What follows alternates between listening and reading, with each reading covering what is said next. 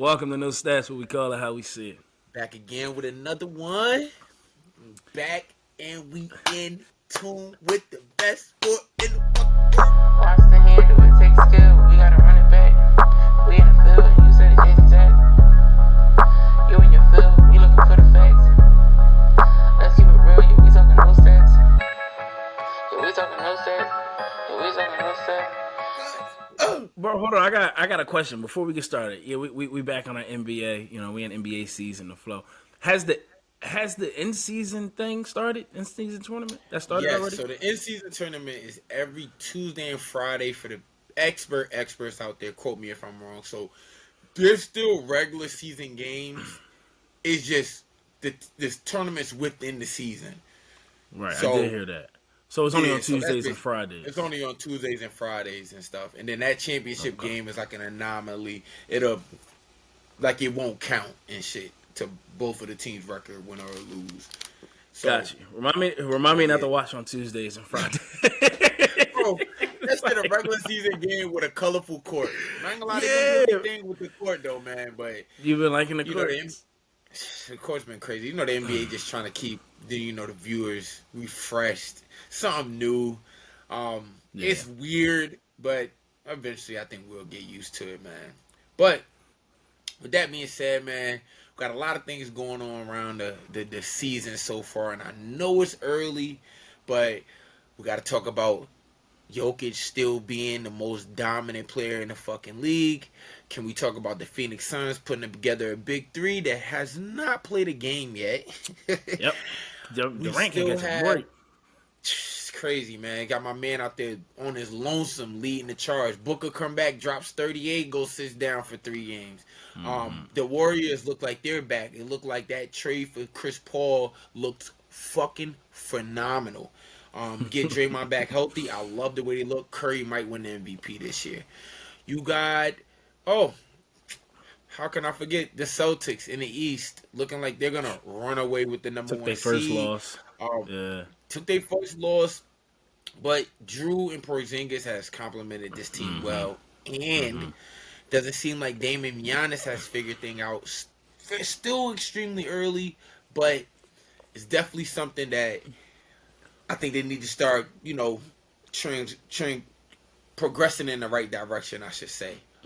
Still early, but we'll get into it with that. But bro, what you got for me today? I know I threw a novel of topics at you, man. But No, I think they was good what topics. everything That's you've seen. a lot of them. A lot of them that I had, on my plate. I'ma always throw the Lakers in there. They lost to Miami yesterday, and I wanted to ask you about LeBron's quote. First of all, LeBron was throwing that thing down, chasing down Look at Tyler Hero. 26 and LeBron. again. It's ridiculous, bro. It's ridiculous. But he was quoted after the game, I believe, saying that he's grateful for his time in Miami. The Heat organization and culture is phenomenal. Great organization, but he would have always been him, no matter if he'd have went to Miami or not. I watched a lot of these media outlets talk about it and try to dissect his words, and I see both points. The media, a lot of people are saying, like, without going to Miami, LeBron, you don't become arguably the greatest player of all time because you don't get those championships. The Heat kind of made you a winner. D-Wade taught you a lot. Like, it was a huge learning experience going to Miami. You learned how to win, right? And you heard a few people say, without Miami, you wouldn't have been able to teach Kyrie and Kevin Love how to come back down 3-1, how to teach AD, how to stay, that Lakers team to stay focused while the whole world's burning around you in a bubble and win a championship. On the flip side, I don't think LeBron was saying it for a championship perspective. And I think he tweeted this after I seen all of the shows and social media and everyone talking about it. He was saying I still would have been dominant, still would have been dominating from start to finish. Maybe not the championships, but I still would have been me. Absolutely. Yep. What do you think of the quote? Because it's like, I get both sides. Yeah, you still would have been dominant, but there's been a lot of dominant. Would you be arguably, in a lot of people's eyes, the greatest player of all time? Right? There's a lot of dominant players that we see come in this league that that dominate. Maybe not from start to finish. I had a longevity. Like I still think he would have been the all-time leading scorer, maybe faster, if he didn't go to definitely. Miami. If he would have opted in, stayed in Cleveland, right? Next 4 But years, without chips, you don't become nowhere near the greatest player ever. That gets you in the conversation, man. And I think 4 looks way better than 2. So I'm gonna give him that Lakers one and that. But what if he would have never? I think the argument is, what if he would have never got 2? Like without Miami, he doesn't learn how to be a winner. The winner that he was and stuff. I have to disagree. I think that LeBron did take what he learned in Miami and he brought that to Cleveland, but I also think that 4 year in Cleveland is where he did his most, like he finished growing. Like he molded. Like we seen LeBron the freak athlete in Miami and shit like that, but it was like in Cleveland he kind of came like a different type of monster. The second run, you saying? Stupid? Yeah, the second run. Do I sound kind of stupid? Because does it sound like that's building up from Miami that he took to Cleveland, kind of? I don't know, but I struggle with it too. That's why I wanted to bring this question up and wanted to hear your take, because it's like he did get to a championship in Cleveland in the first run, right? He ran into a dynasty. Like LeBron, he ran into the dynasty in their prime, and lost to the Spurs. So it's not like he couldn't even get there, right? Like we talk about Embiid not even be able to get to a Eastern Conference Finals, and what LeBron did with that group for so long. I don't know, bro. I go back and forth on it. I get what you're saying, but the playing devil's advocate, people are like, he only was that because of the confidence. And I got 2 rings, and I got some MVPs, and now the talent always been there, but now and the IQ's been there, right? But it's just like, I don't know if it's like confidence, if it's heart, because it's not like he was scared to go at it with the big dogs, right? When he dropped, 24 straight on Detroit, and things like that. It's a loaded question, and I think it's just something to get your head spinning. It's LeBron. This how long of the uncharted territory that he's in, and the body of work that he's put in. It's so easy to find blemishes here because you got a fucking load of material to like look at. You can go back and look at like, oh, LeBron was getting turnovers here, he missed this shots, but then you can also go back 2 years from that date or 2 years before from that date and find him doing something magical. Excuse me, but it's like, I don't know, man. Like I just at this point in LeBron's career, I just give him the utmost respect, man. I appreciate him so much for what he's doing. The way he was dunking that shit the other night was crazy. And we'll start this. I was gonna start with the Nuggets, but we'll start with the Lakers, who they just I don't know why I'm starting to call it Laker woes. And you see that kind of in the beginning of the season. I know they have guys like Rui out, they have Jackson Hayes out, they have Jared Vanderbilt out.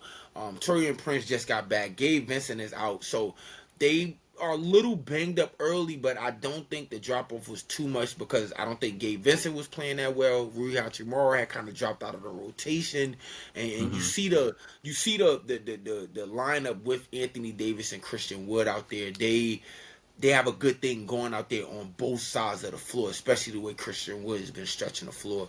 But you see Anthony Davis still having his up and down. We can't get a complete stretch of 5 games from him without even being hobbled or a lack of aggressive, gimpy game. Austin Reeves looked like he's been fucking running track for the whole off season. He's finally starting to get his legs under him. Still not the Austin Reeves I expected yet. D'Lo's still a fucking Ferris wheel ride. Fucking moving around 1,000. Question, bro. I have a question, bro. I have a serious question that I can't figure out. I watch the NBA. I watch as many games as I can, right? I look around the NBA, and it seems like every team's role players shoot the ball so well, except for the Lakers' role players, bro. Like, I'd be like, yo, why? And it doesn't matter who it is. Like, not just these role players, bro. Like, even and not just Lakers. I'll say like LeBron's teammates. Like, Think about guys like D'Angelo Russell, who went on crazy stretches with other teams. Jay Crowder, who hits big shots for teams when he was in Cleveland, and how he couldn't. But I was rolling through like my mental Rolodex of like LeBron's teammates these past couple years, and how for some reason they don't hit. And it's not like LeBron not giving you the shots wide open, but no one has really been able to consistently. KCP maybe consistently. Be a factor and be a big role player. But when they leave or before they get there, it seems like, it's a big pickup. Yeah, bro. I be confused, bro. I be so confused. I don't know what be going on. I don't know if it's the pressure. It's definitely something going on down there. It's like you don't want to talk about pressure because they hadn't they trended in the right direction, made the Western Conference Finals last year, but it is some pressure there because you don't want to fall into them. Like what I always say, the Laker woes. But I want to talk about Denver real quick, bro. Yeah, that's yep. Jokic is just, it doesn't seem like he missed a beat. All off season, he watched horse races, probably chugged a couple beers, just cooled out, and then came back and just finished right where he left off. And it's like, I was watching the game the other day. They had Jamal Murray back. So Jamal Murray's, he's been getting guys involved a lot more. Jokic's assist has dropped, but he's scoring the ball a lot more. He's very good around the basket, soft touch. But it's like now that Murray's down, he's still him, but now the assist has gone back up. And like you're talking about your center, bro, and the way he impacts the game. I'm like, damn, like if he's not scoring, he's diamond. If he's not diamond, he's fucking rebounding. If he's not rebounding, he's doing the pass that's gonna lead to a pass to the assist. Like hockey assist. It's crazy, bro. It's what he's doing. I think they're poised for another deep run. Just the way Mike Malone has these guys bought in, still extremely early, but Jokic always been my guy. But what have you seen? Because you're a Joel. One note. One note. I switched. I'm on your side. I'm on your team now. I'm a Jokic guy. One thing I just want to say quickly about Jokic, because I agree with everything you say. He's been playing phenomenal, right? Like, they poised for another run. But one thing that stands out to me when I watch the Nuggets and Jokic play, it just looks so effortless. Like I'll see Anthony Davis try to go get a bucket or something, and sometimes it looks super forced. And I'd be like even when he make a shot, I'd be like, all right, that looked a little weird.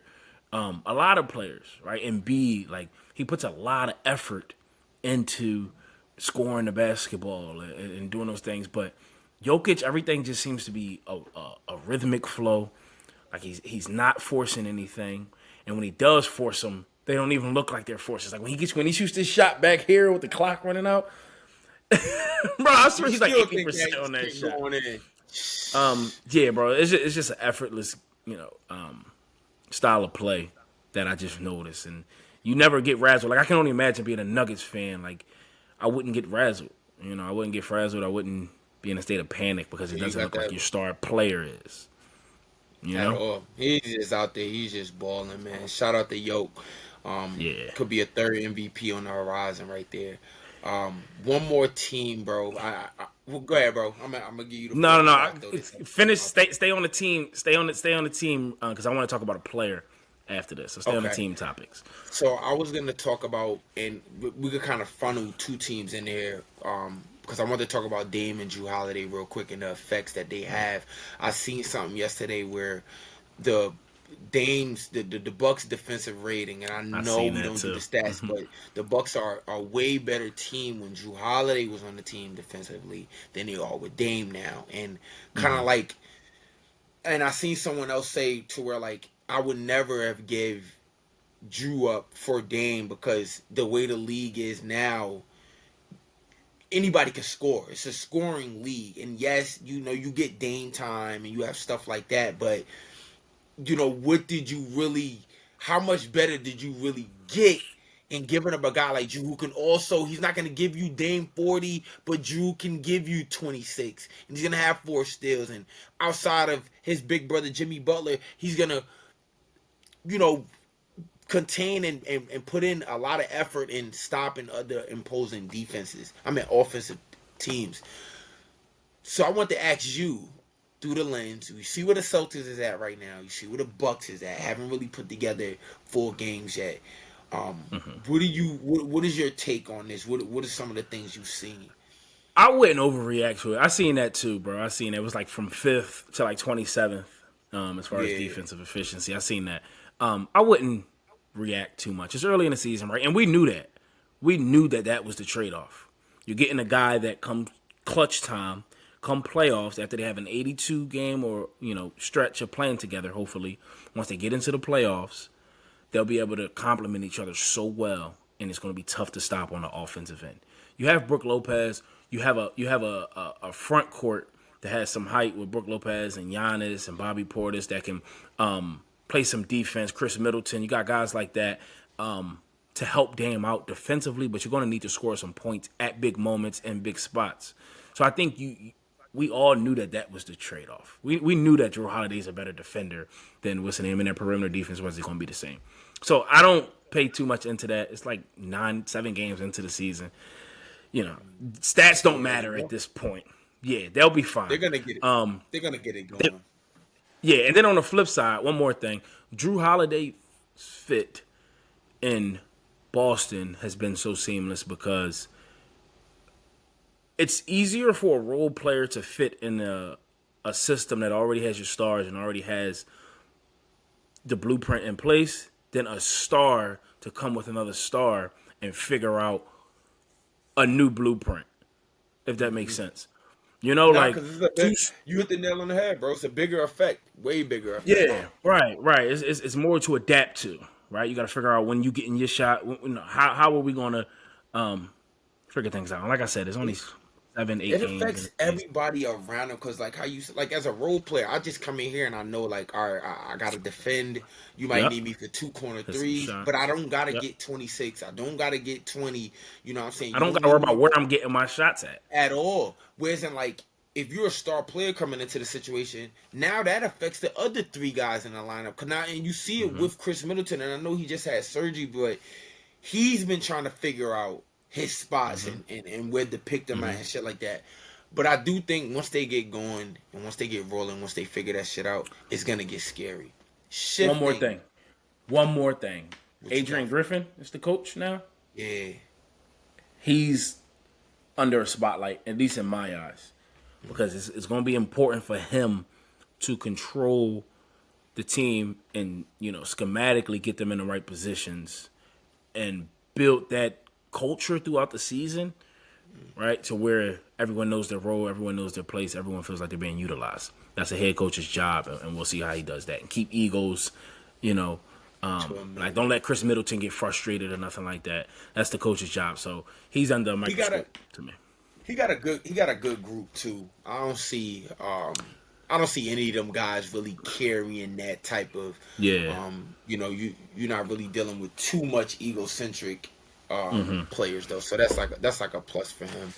I was gonna go player here, but we'll push him back a little bit. I want to talk about Phoenix, man, and just their start. Not really the start. I hate talking about playoff picture this early, but they're outside of the loop right now. KD can't carry this team, and I hope that nobody out there thinks that he can. KD needs to be slotted to another star at this point in his career. He can't go out there and I know he just had 42, but this is his first 40-point game this season. First game this season over 35. So it's like they need to be on the floor now, working out the kinks, building up chemistry. I don't get everything was going fine. Just like the start of the season, Bradley Beal's out, and I get it as an athlete. You wake up one day and you could be feeling, especially when you getting deeper into your career. But these guys gotta play, man. These guys gotta play because they're a big bulk. They don't have enough. Phoenix doesn't have enough players around them that can go out there and be a consistent 18, 20. Garrett Gordon has shown signs of that, but he's not consistent. He can't put together 2 halves. Josh Okogie, he can maybe give you 12 one day, but that's 4 on a good day. Watanabe, same thing. Jordan Goodwin, I'm a fan of him. Too streaky. Yusef Nurkic, he's fucking either giving you fucking 8 points and fucking 12 rebounds and 4 dimes, or it's 0 points and 3 rebounds and 4 turnovers. Drew let up Eubanks is their most 20 points. consistent player off the damn bench, and then Nurkic getting fried. It's just these guys have to play. The roster has been gutted down to the bone. They have to be on the floor, man. And I'm nervous for Phoenix, bro. I'm nervous. As you should be, bro. Again, it's early. I wouldn't even look at it. I say the same thing about NFL. I know this is NBA take, but like every week it's like playoff picture through 2 weeks, playoff pictures through week 4, and it's like, why are y'all like this? None of this matters right now. So right now it's very early. I wouldn't pay too much attention to that. They definitely need to get healthy and get on the floor. You're right. KD can't lead a team. He's 35 years old. I know. I'm not throwing it to LeBron, but we've been spoiled that LeBron is doing what he's doing, and KD and Steph are 35 both, I think. And that's old. Like, people don't understand. Like, that is you're an older player. They're just doing amazing things for their age. Phoenix needs to get healthy. It's early, but this is another thing that we knew. Right? We knew that they were going to be heavily dependent on Booker, Durant, and Beal. And the other guys will just have to play outside of their roles and do a little more than they're asked to do. So that's why Phoenix is struggling, Once they get back on the floor, which they need to, like you said, they'll be able to start building that chemistry, and Phoenix be in the mix. Bro. Agree, bro. What you got for me? Wemby. That's what I was going to talk about, bro. He figuring Wemby, that shit out, and he figuring that shit out fast. He's another guy, bro, who I was not saying bust. You gotta show you. You gotta show you. Yeah. And I'm like, because we just haven't seen that player materialize in the NBA. Like that tall of a player, that lanky, and we just haven't seen that work. You could see it though, but he don't got that clunky, doofy ass. Nah, he don't got that to him, bro. But and people rip Shaq for this, so I won't say it. I'll try to phrase it in a different way. Bol doesn't have that clunkiness either. I don't think. I think he can. He just. Don't get me started. Not comparing him to Wemby, bro. Not comparing him to Wemby, but like that's what I kind of better than Bol. But I expected Wemby to be 13 points, maybe 9 rebounds. Bro, you know what the drop off is, bro? The drop off between Wemby and Bobo is this, bro. It's shit that Wemby does on the floor that's fluent. I'ma catch, I'ma rip, 2 dribbles, and then I'ma pull up. Bobo gonna get it, and literally he's gonna not know what to do. Spin the ball on his finger like this, dribble it off his foot. He just does it. He don't think the game thoroughly. So I admit I was so far, and it looks like I will be. I mean, he's been playing phenomenal now that I get to see him play. I think the problem is the fact that I didn't get to see him play. With these international players, sometimes it's so hard, and I think I'm always out. I am more than likely going to be out on an international player until I see it. When the Hawks drafted Luka, right, and then they traded for Trae Young, or however it worked with that trade, I was so happy that the Hawks took Trae Young. Right, looking back on it now, you might go, "Don't you wish you would have had Luka?" But like, I think the fact that you're deprived of watching them, like I'm a college basketball guy, so I'm watching these dudes in college. I was watching Trae Young at Oklahoma. I don't know what Luka Doncic was doing. I don't know what he's able to do against this competition, and things like that. So I think not being able to see Wemby and then mixing it in with my perspective on just super tall players, I was like, we'll see. But I digress. I say that to say he's a beast, bro. He's a beast. He's a monster, bro. He's different. He's not frail either, bro. Like I look at it, like I'm looking at Chet this year, who's playing great, but he's getting knocked off. He shies away from certain things. Whereas like I think Wemby meets his matchups head on, and watch the first Phoenix game that they came back and they won, and he talked about how it's so many things that he was looking at that KD was doing that, you know, he needs to polish and add to his arsenal. And he follows that next game up with a 38-point performance, bro. And the shit that he's doing, he's not just going out there and just scoring the ball. He's shooting a three fluidly. Don't Running fucking the think floor. about fucking laying me, because I'm gonna get 6 to 7 blocks, bro.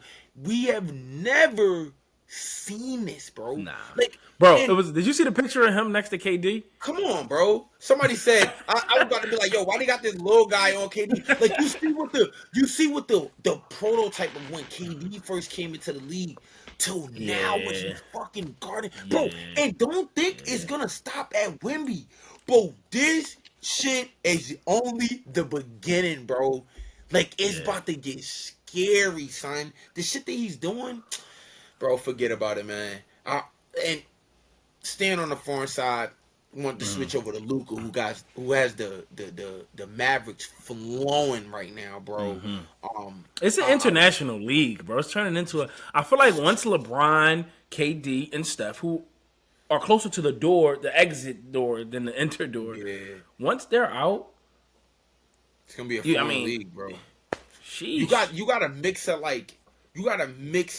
young superstars in there, but it's like either their resumes is kind of lacking or they don't have no guidance. Because you think about Trae Young. Trae Young's a phenomenal point guard in there, but you know, he got after that deep playoff run, we haven't really seen much. Then you got guys like Ja, who's electrifying, but off the court issues. Zion, electrifying, but injuries and shit.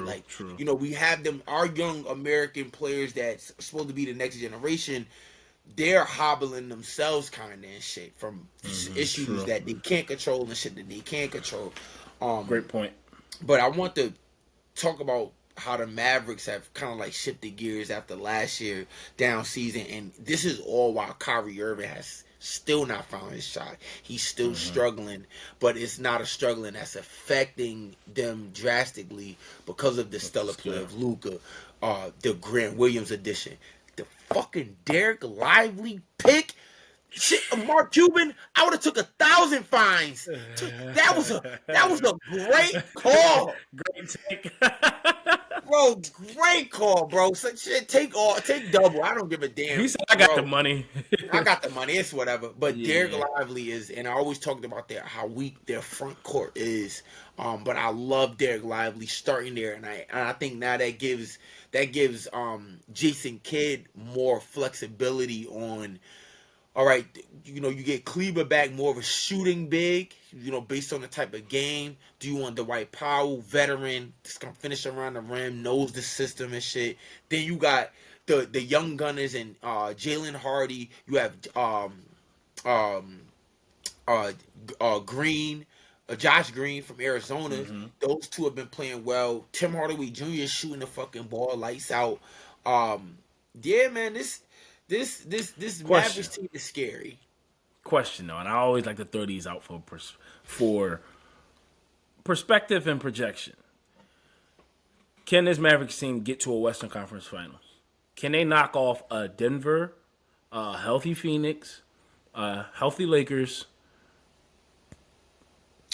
Only team that I think they can't knock off is Denver. Okay, all right. So it could be a Denver Nuggets. Nuggets Mavericks. Okay, that's what I wanted to know. Okay, yes, I don't think. Maybe the Warriors just out of respect, but I don't think Phoenix can beat them. I'm not sold on Phoenix yet. And then the Lakers are the Lakers as well. I had one more thing. I had one more question. I wanted to bring to you. I'm drawing a blank. You were talking, and I had it in my head, and I'm pissed that I can't think of it right now. Should I say my genre real quick, just in case? Yeah, go ahead. It'll come back. Yeah, go ahead. So I wanted to talk about the Harden and I wanted to have a more broader episode for this, but we could throw it in here now. But the Harden to the Clippers, they played their first game. Knicks packed them up, kind of. But you could if you look at the stats on paper, you could tell there was a lot of searching in that game, figuring things out. Do you think this can work, bro? And if so, how? You're about to laugh, but no, because it's the Clippers. Keep talking No, about these because black cats. no, bro, nah, bro, not with the Clippers jersey on. As long as they say Clippers in front of that jersey, I don't think so. And then also, I like Tyronn Lue. Kawhi Leonard doesn't look like the same Kawhi Leonard on the defensive end. I know he went off against the Lakers in that game, and they all played well. Paul George, I don't know, bro. I don't know what it is, but I feel like they're just throwing pieces together, and just trying to figure it out with talent. It should work, but I don't know how it would, bro. Like, I just feel like it's just one ball. I feel don't like know. with all of them healthy. I need one of them to. I don't want nobody to get injured, but I think it's just too much. Too much. I think you're asking guys to digress. Like, I think eventually Tyronn Lue is gonna run into a situation where he needs to bring either Russ or Harden like off the bench. Yeah. I think that's just too much in the start because Harden and Russ are both two guys that need the ball in their hand to be effective. But I don't care how good Harden shoot, he's never been a catch and shoot like purist like that. So it's like, what do you do And with then that? my problem is this: who's your leader from a winning standpoint? Who's going to drive the ship to win games and make sure you're winning big games? James Harden hasn't really done it to a high level. I know he's been in Western Conference Finals and has taken the Warriors to 7. I understand that. I understand Russell Westbrook really, he's been to a finals. I understand both of them have been to a finals, right? But we don't look at them as winners. Paul George, we don't look at him as a winner. Kawhi Leonard was on, is in a great position with San Antonio, and then went to a Raptors team that already formed an identity, filled in perfectly, and then had a few bounces, no pun intended, go his way. That Game 7 shot against the Sixers, and then not having to play against KD. And he's not a vocal guy. So I also think that's an issue as a whole as well. Who's going to drive it? And when it's time out, who's going to be in that huddle? Let's get this. No, you get this rock. Let's, orchestrate in that. Like, I think Russell Westbrook might try to be that guy, and I'm a Russ guy, but I feel like it might be the wrong message he's trying to. It's gonna come from the right place, but it's not gonna be. One I'm not worried about, bro. Like, I think Russ gonna be Russ regardless. I don't like the fact that the ball's like getting taken out of Kawhi and especially PG's hand. Like, I think PG's has shot out of the gate this year.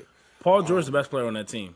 Absolutely. And no offense to Kawhi. I know you keep no saying offense to Kawhi. That's Kawhi's team, but I think Kawhi is regressing with the injuries.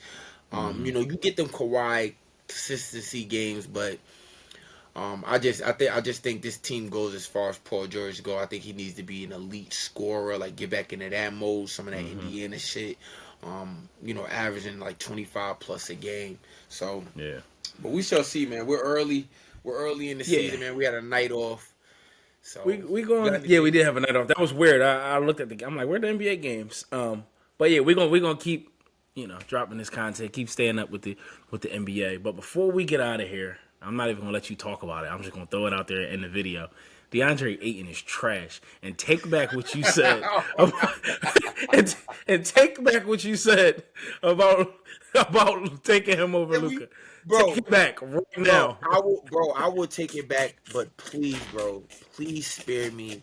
I will never, ever, ever, ever defend this man on no stats.